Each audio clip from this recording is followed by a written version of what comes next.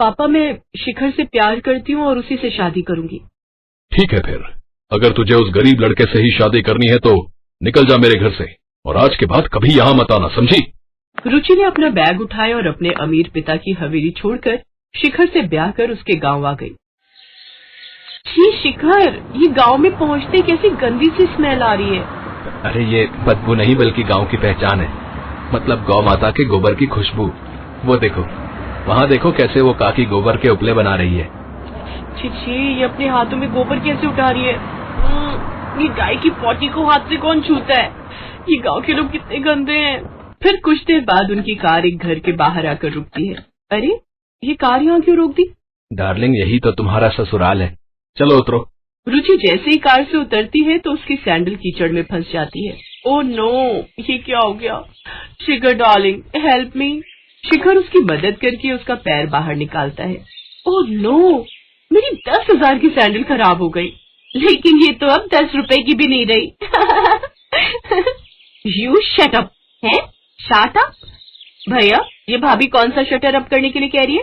Shutter तो बिरजू काका की दुकान में लगा है। शिखर, कौन है ये बदतमीज लड़की?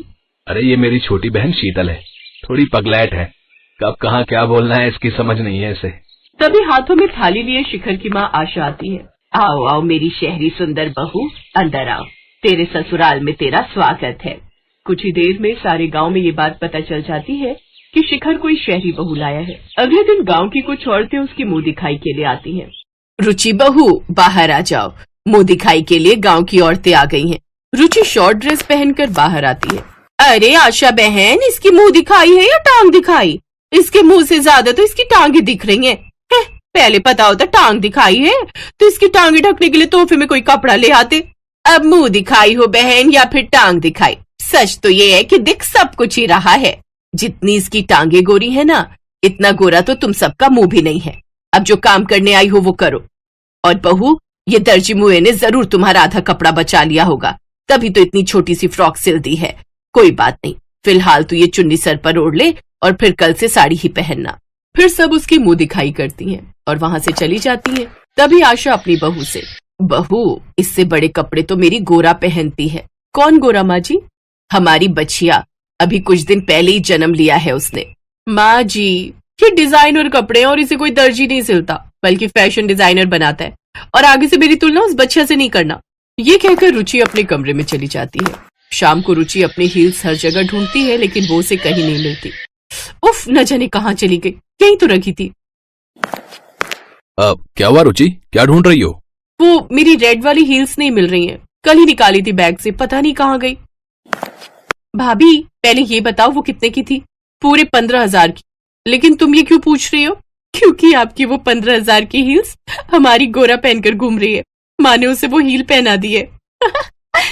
रुचि, शिखर और शीतल बाहर आते हैं तो गोरा हील पहने खड़ी थी। ओह गॉड, मेरी 15,000 की हील्स का सत्यानाश कर दिया।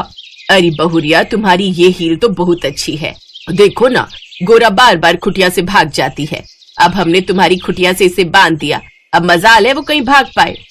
ओह, मैं परेशान हो गई हूँ इन देहातियों से। ए बहुरिया, जुबान संभाल कर हमको देहाती बोली, अंग्रेजी चिड़िया, अंग्रेज की बेटी। अगले दिन, अरे शीतल, ये सब औरतें सुबह सुबह लोटा लेकर कहाँ जा रही हैं? झाड़े हैं? झाड़े मतलब हगन करने। अब आप भी जल्दी चलो, नहीं तो पूरी तरह सवेरा हो गया तो फिर जा नहीं पाओगी। ओ गॉड, उसे फ्रेश होना कहते हैं, और मैं बाहर यूं खुले में नहीं जाऊंगी। मेरे लिए बाथरूम बनवाओ। अरे ओ सहरी तितली, तुझे इतना पता नहीं क्या कि आंगन में तुलसी की जगह होती है, शौचालय बनाने की नहीं। अब एक बार फिर से रुचि की बहस अपनी सास से होती है। इस तरह घर में दोनों की सोच को लेकर झगड़ा बढ़ता ही जाता है। फिर रात को रुचि शिखर से, शिखर, मैं अब और इस गांव में नहीं रह सकती। 2 कमरों की इस झोपड़ी वाले ससुराल में। कहाँ पहले मैं मायके में महारानी बनकर रहती थी, लेकिन यहाँ तो मेरी हालत नौकरानी जैसी हो गई है। ऊपर से यहाँ के लोग कितने गंदे से रहते हैं, हाथ से गोबर उठाना, गोबर से घर लीपना, उपले बनाना, छीछी, और ना जाने क्या क्या। देखो रुचि, मैंने तुम्हें पहले ही सब कुछ बता दिया था कि मेरा घर गांव में है, लेकिन तुम्ही ने कहा कि तुम सब एडजस्ट कर लोगी, और जैसे कपड़े तुम यहाँ पहनती हो ना रुचि, वो सब शोभा नहीं देता, समझी? अब तुम गांव में रहती हो तो यहाँ के तौर तरीकों से ही रहना होगा। ये बात सुनकर रुचि रोने लगती है। तुम्हारे लिए मैंने अपना इतना बड़ा घर छोड़ा, अपने लोगों को छोड़ा, और तुम मुझे ही एडजस्ट करने को कह रहे हो। अरे मेरी माँ, मैं भी तो तुम्हारे लिए ही ये सब कह रहा हूँ। क्या मतलब? मतलब ये कि मेरे परदादा की एक बहुत बड़ी और पुरानी हवेली है जो कि माँ ने रेंट पर दे रखी है और वहां से हर महीने किराया आता है। क्या हवेली? तो फिर हम वहाँ क्यों नहीं रह सकते हैं? रह सकते हैं, लेकिन उसके लिए हमें माँ को खुश करना होगा और इसका एक ही तरीका है। जरा अपने कान इधर लाओ। शिखर रुचि के कानों में कुछ कहता है। फिर रुचि पहले तो उसकी बात मानने के लिए मना कर देती है, लेकिन बाद में मान जाती है। अगले दिन से रुचि वेस्टर्न कपड़े छोड़ साड़ी पहन लेती है और अपनी सास के पांव छूती है। ये देख आशा बहुत खुश होती है। वाह वाह वाह, कितनी प्यारी लग रही है। बिल्कुल ठीक कहते हैं लोग, भारतीय नारी की असली खूबसूरती तो साड़ी में ही झलकती है। थैंक यू माँ जी। हवेली के लालच में अब रुचि अपनी सास की खूब सेवा करती है। वो उनको खुश करने के लिए चूल्हे पर खाना बनाती है, गाय का दूध निकालना सीखती है और झाड़ा करने खेतों में लोटा लेकर जाती। तो वहीं अपनी बहू की सेवा से खुश होकर आशा भी बदलने की सोचती है।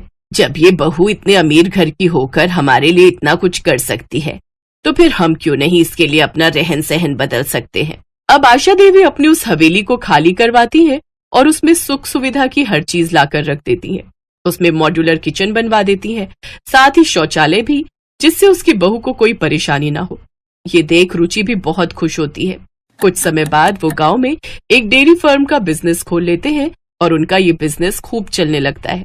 अब वो गांव में रहकर ही अच्छे खासे पैसे कमाने लगते हैं और खुशी खुशी रहने लगते हैं। Thanks for watching.